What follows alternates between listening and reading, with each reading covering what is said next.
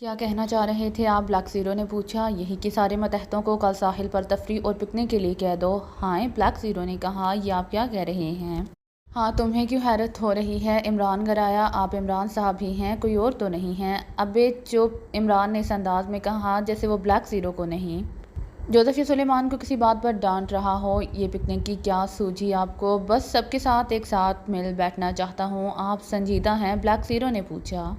میں رنجیدہ کبھی نہیں ہوتا کالے صفر، عمران نے کہا۔ احمق بن کر بات مت کیا کرو، جاؤ اور سب کو مصداق سنا دو۔ کہیں ایسا تو نہیں کہ یہ لڑکا ہونے کی خوشی منائی بس عمران گرایا، ان لوگوں کا نام بھی مت لینا کالے صفر، سمجھ لو وہ میری زندگی میں شامل ہی نہیں ہیں۔ ممی اور وہ انہی کی ذمہ داری ہے، وہ انہی کے ارمان ہیں اور اب وہ ہی پورے کریں گے۔ عمران کا لہجہ یکلحظہ خطرناک ہو گیا۔ اس کا چہرہ غصے سے سرخ ہو گیا تھا اور گویا آنکھوں سے چنگاریاں پھوٹنے لگی تھیں۔ اس غیر ملکی کے لیے صدیقی کو روانہ کر دوں؟ بلیک زیرو نے فوراً ہی بات بدل دی تاکہ عمران کا غصہ نہ بڑھ سکے۔ ہاں، عمران نے کہا، اب پکنک کا پروگرام بھی ختم سمجھو۔ او! بلیک زیرو کے منہ سے نکلا، میرا مطلب یہ نہیں تھا کہ… کچھ نہیں، عمران بات کاٹ کر کرایا، تمہاری طرح دوسرے بھی یہی سمجھنے لگے تو میں ان کا کیا بگاڑ لوں گا؟ نہیں کالے صفر، اب تم کام شروع کر دو، گرین پلازا کی نگرانی پر صدیقی کو لگا دو، اور ساتھ ہی اگر الفریڈ کی نگرانی نہ کی جا رہی ہو تو اس کی نگرانی بھی شروع کرا دو۔ میں دیکھنا چاہتا ہوں کہ یہ کون لوگ ہیں۔ بہت بہتر، عمران کا حتمی لہجہ سن کر بلیک زیرو نے کہا۔ میں یہاں سے فلیٹ جاؤں گا، تم ساری رپورٹیں وہیں پر مجھے دیتے رہو گے، عمران نے کہا اور کھڑا ہو گیا۔ بلیک زیرو بھی اٹھ گیا تھا۔ فلیٹ کی نگرانی کی اطلاع ہونے کے باوجود آپ وہاں جائیں گے؟ بلیک زیرو نے کہا، اگر وہ تھریسیا کے آدمی ہوئے تو؟ تم نے سنا نہیں کہ فلیٹ کی نگرانی کرنے والوں میں سے ایک الفریڈ کی رہائش گاہ گرین پلازا میں مقیم ہے؟ پھر بھی تمہیں تھریسیا نظر آ رہی ہے؟ اس کے آدمی بھی میدان میں ہے جناب۔ ہونے دو، عمران نے کہا، میں سب کو دیکھ لوں گا، ہاں وہ تھریسیا یا اس کے آدمی ہوں یا کوئی اور اسپار، تم دیکھو گے تھریسیا کس طرح بلبلائے گی۔ بلیک زیرو نے ہنکار بھرا۔ اسے اس وقت عمران پہلے سے کہیں مختلف نظر آ رہا تھا، پہلے سے زیادہ جارحانہ انداز ہو گیا تھا عمران کا۔ پھر کچھ دیر بعد عمران وہاں سے چل پڑا تھا۔ وہ اپنی ہی ایک گاڑی میں تھا اور رخ فلیٹ کی جانب فلیٹ والی سڑک پر مڑا ہی تھا کہ سامنے سے آنے والی گاڑی کی چھت سے اس کی گاڑی پر بڑی تیز تیز روشنی پڑی تھی۔ عمران نے گاڑی گھما دی، مگر اس تیز روشنی میں بجلیاں سی تڑپیں، ایک کڑاکا ہوا اور گاڑی کے چیتھڑے اڑ گئے۔ ارد گرد چلنے والی دو تین گاڑیاں بھی لپیٹ میں آ گئی تھیں اور دھماکے سے بہک کر کئی گاڑیاں یا تو ٹکرا گئی تھیں یا پھر فٹ پاتھ پر چڑھ کر دکانوں میں گھس گئی تھیں۔ ہر طرف آہو بکا کا شور تھا یا آگ کے شعلے، تباہ شدہ گاڑیاں دڑا دڑ جل رہی تھیں۔ راڈلف نے فلیٹ کا دروازہ کھولا اور اندر داخل ہونے کے بعد دروازہ بند کیا اور آگے بڑھ کر ایک صوفے پر ڈھیر ہو گیا۔ پیدل چل چل کر اس کا برا حشر ہو گیا تھا اور دونوں ٹانگیں بری طرح دکھ رہی تھیں۔ بہت زیادہ تھکے ہوئے لگ رہے ہو، دفتن عقب سے آواز آئی اور وہ بری طرح سے اچھل پڑا، پھر بجلی کی طرح مڑا۔ آپ مادام، آپ! وہ عقب میں موجود پختہ عمر کی خوبصورت عورت کو دیکھتے ہوئے حیرت زدہ لہجے میں بولا، اور وہ مسکرا دی۔ مجھے یہاں دیکھ کر تمہیں حیرت ہو رہی ہے راڈلف؟ وہ صوفے کے گرد گھوم کر سامنے آ کر راڈلف کے سامنے بیٹھتے ہوئے بولی۔ کیا حیرت نہیں ہونی چاہیے مادام؟ ہاں ہونی چاہیے، مادام نے کہا، کیونکہ میں نے تو تمہیں روانہ کر دیا تھا، لہٰذا پھر مجھے خود یہاں نہیں آنا چاہیے تھا، کیوں ٹھیک ہے نا؟ جی ہاں، راڈلف نے کہا۔ میں نے محسوس کیا کہ عمران اکیلے تمہارے بس کا کام نہیں ہے، مادام نے کہا، لہٰذا مجھے آنا پڑا تاکہ میں اپنی نگرانی میں سب کام نپٹا سکوں۔ یہ اور بھی اچھا ہے مادام، راڈلف نے کہا۔ نہیں، مجھے تم مادام نہیں گریٹا کہو گے، گریٹا، اور میں تمہاری بیوی کی حیثیت سے دوسروں سے متعارف ہوں گی، کیا سمجھے؟ رائٹ مادام، راڈلف نے کہا۔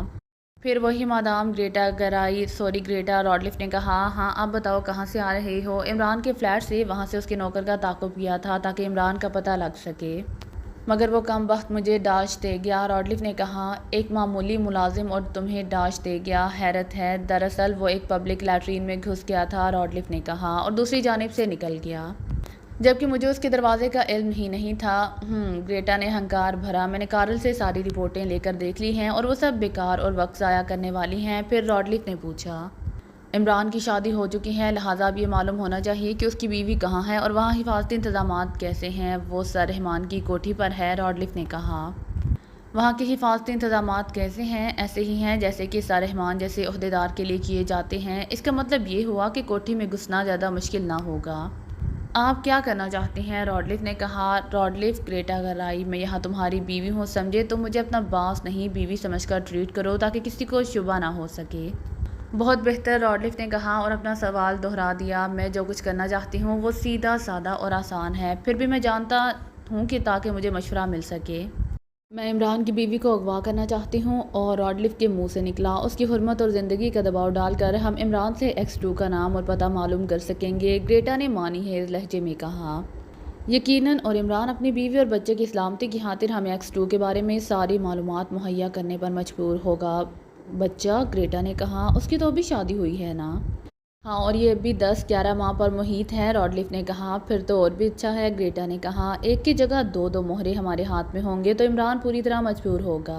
یہی میں بھی کہنا چاہ رہا تھا۔ سر رحمان کی کوٹھی کا کل صبح اچھی طرح جائزہ لو اور اندر جانے اور واپس آنے کے لیے مکمل پلاننگ کر ڈالو۔ آپ کہیں اور جائیں گی؟ نہیں، گریٹا اسے گھور کر بولی، میں اپنے طور پر جائزہ لوں گی اور پھر دونوں مل کر اسے فائنل کر لیں گے، سمجھے؟ سمجھ گیا، راڈلف کرایا۔ خبردار جو مجھ سے تیز لہجے میں بات کی۔ گڈ، گریٹا نے کہا، آئندہ میرا احترام کرنے کی غلطی نہیں ہونی چاہیے۔ کیسا احترام؟ راڈلف نے کہا، تم میری بیوی ہو۔ گڈ، گریٹا نے پھر کہا۔ رات کا کیا پروگرام ہے؟ ٹپ ٹاپ میں الفریڈ کے ساتھ ڈنر پر جانا ہے، راڈلف نے کہا۔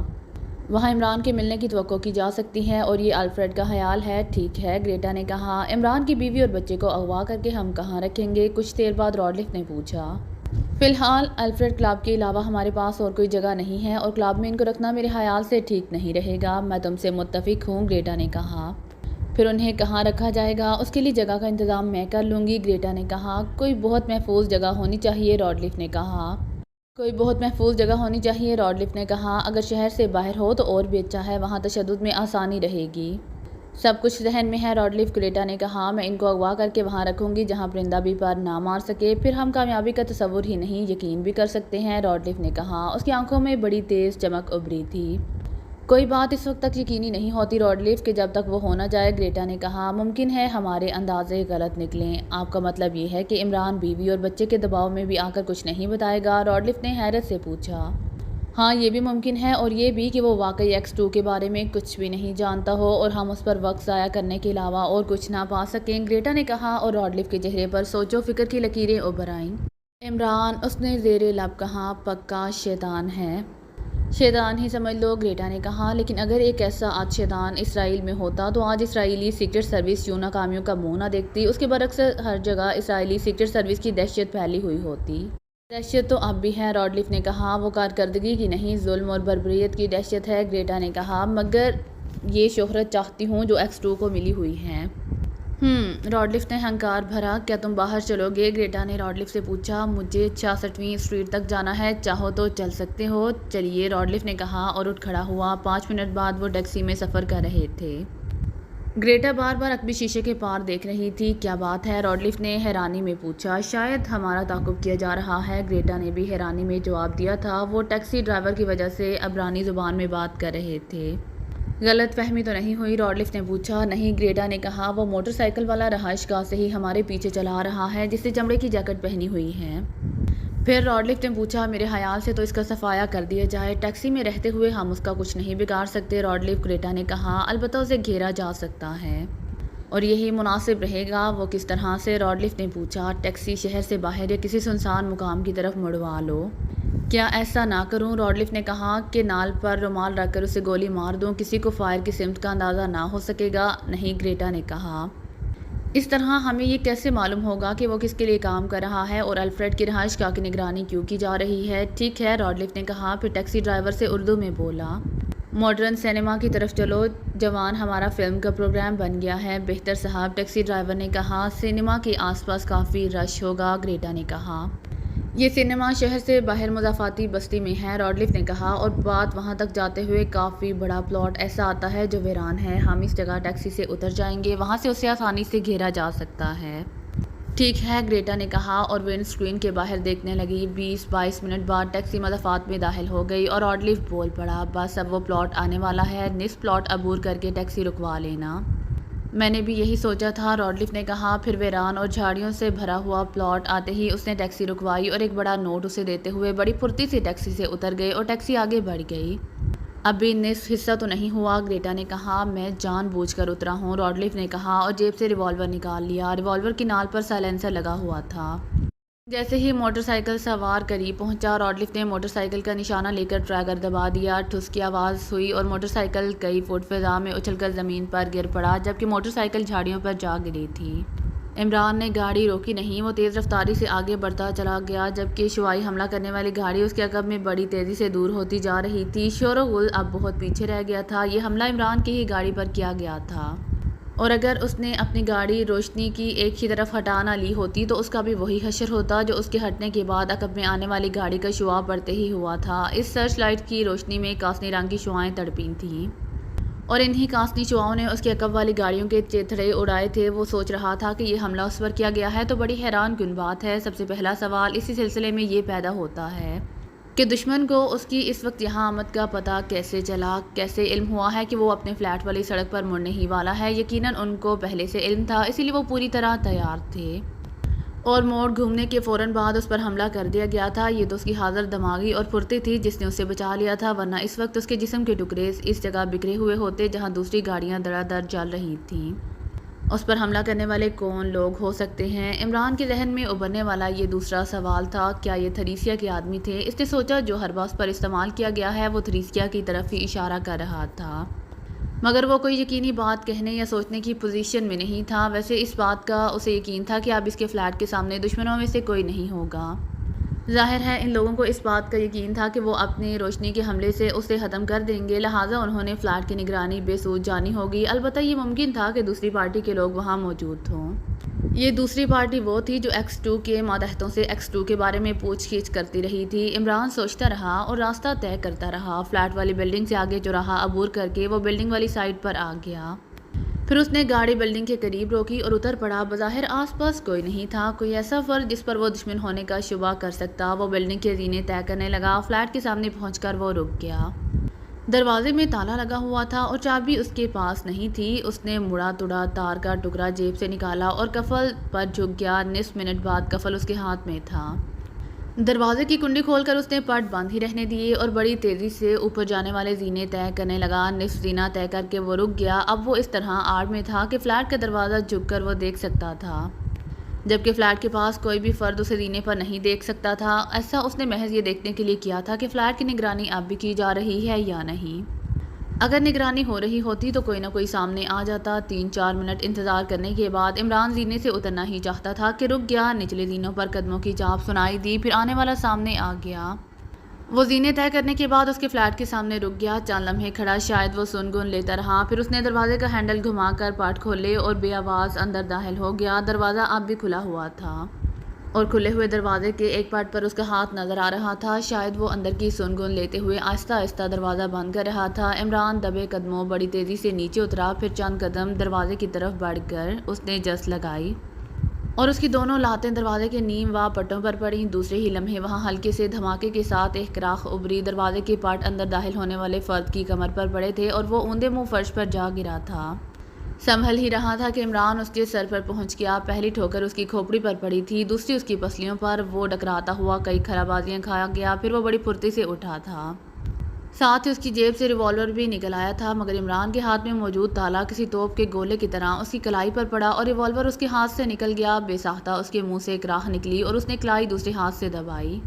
عمران آگے بڑھا، اس کے بال پکڑ کر ایک گھونسا اس کے جبڑے پر دے مارا، پھر دوسرا تیسرا گھونسا کھا کر وہ لڑکھڑاتا ہوا دیوار سے جا ٹکرایا تھا، پھر کٹے ہوئے درخت کی طرح وہ فرش پر گر پڑا۔